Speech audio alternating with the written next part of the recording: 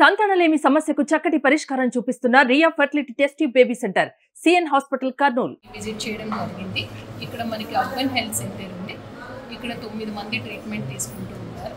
అందరినీ కూడా పలకరించి రావడం జరిగింది. డాక్టర్ ట్రీట్మెంట్ ఎలా ఇస్తున్నారు ఏంటి అనేది కూడా స్టేబుల్గా ఉన్నారు. అలాగే మనకి సిహెచ్సిలో మరో 5 ట్రీట్మెంట్ తీసుకుంటున్నారు. వాళ్ళు 5 కూడా స్టేబుల్గా ఉన్నారు. మనకి గత 2 రోజుల నుంచి కూడా అక్కడక్కడ కేసెస్ వచ్చినాయి.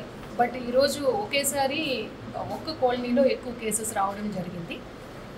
కెమికల్ కంటామినేషన్ అన్నది ఏమీ లేదు, బట్ బ్యాక్టీరియల్ కంటామినేషన్ ఉంది అన్నది మేము ఎక్స్పెక్ట్ చేస్తూ ఉన్నాం. క్లెబ్సియల్లా బ్యాక్టీరియా వాటర్లో ఉండొచ్చు, అందుకనే మనకి డయేరియా అన్నది వచ్చింది అని చెప్పి. సో క్లెబ్సియల్లా బ్యాక్టీరియా అంటే మళ్ళీ వాళ్ళకి దాని ఇంక్యుబేషన్ పీరియడ్ కూడా ఉంటుంది కాబట్టి డయేరియా కేసెస్ పెరిగే అవకాశం ఉందని చెప్పి టీం అందరినీ కూడా అలర్ట్ చేయడం జరిగింది. ముందు టోటల్ ఎక్కడెక్కడ ఎఫెక్టెడ్ ఏరియాస్ ఉన్నాయో అక్కడంతా కూడా వాటర్ని బంద్ చేసాం. క్లోరినేటెడ్ డ్రింకింగ్ వాటర్ని మాత్రమే ట్యాంకర్స్ ద్వారా సప్లై చేయమని చెప్పాము. అలాగే ప్రతి ఇంటికి కూడా పార్ట్ క్లోరినేషన్ కూడా రేపు మార్నింగ్ ప్రతి ఇంటికి కూడా సప్లై చేస్తాం. ఈరోజు ఎఫెక్టెడ్ ఏరియాస్ అందరికీ కూడా సప్లై చేసాము. నెక్స్ట్ కాచి చల్లార్చిన నీళ్ళు ఖచ్చితంగా ప్రతి ఒక్కరూ తీసుకోవాల్సి ఉంటుంది.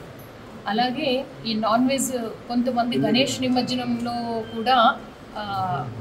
నిమజ్జనంలో చాలామంది పార్టిసిపేట్ చేశారు. దానివల్ల కూడా కొంత ఎఫెక్ట్ అయింది.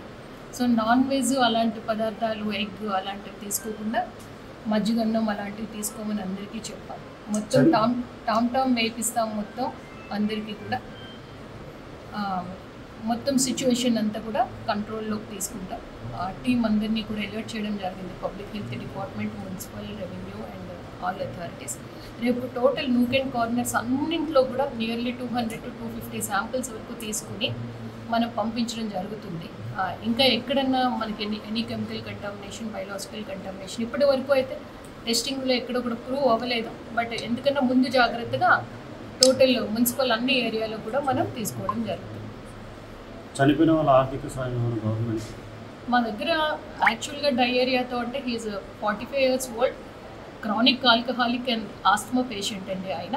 సో అది ఇంకా పూర్తిగా విచారం చేయాల్సి ఉంది, మెడికల్ రిపోర్ట్ రావాల్సి. ఇక్కడ నుంచి రెఫర్ అయిన వాళ్ళకు కిడ్నీ సమస్యలు ఉన్నాయి. అంటే ఈ డీహైడ్రేషన్తో కిడ్నీలోంచి క్రియాటిన్ పెరిగింది మేడం. అంటే అటువంటి వాళ్ళని రెఫర్ చేసిన వాళ్ళ పరిస్థితి ఎట్లుంది మేడం? మీరు ఇక్కడ వాళ్ళని చూస్తున్నారు కదా, రెఫర్ అయిన వాళ్ళ పరిస్థితి ఎలా తీసుకుంటున్నాం? అక్కడ నంద్యాల వచ్చిన వాళ్ళని ప్రతి కేర్ కూడా రెగ్యులర్ మానిటరింగ్ పెరిగింది మేడం వాళ్ళకి. ఆల్మోస్ట్ అది చాలా 100% ప్రాపర్ డాక్టర్ కేర్లో ఉన్నారండి. అక్కడ పరిస్థితిని ఎప్పటికప్పుడు చూస్తూ ఉన్నాం. రిఫరల్ ఏదైనా స్టిల్ ఎట్ ప్రెజెంట్ అయితే ఎవరికి రిఫరల్ అవసరం లేదు. బట్ ఇన్ కేస్ రిఫరల్ వస్తే మాత్రం అంబులెన్సెస్ రెడీ పెట్టా షిఫ్ట్ చేస్తాం. అటువంటి పరిస్థితి అయితే రాదు.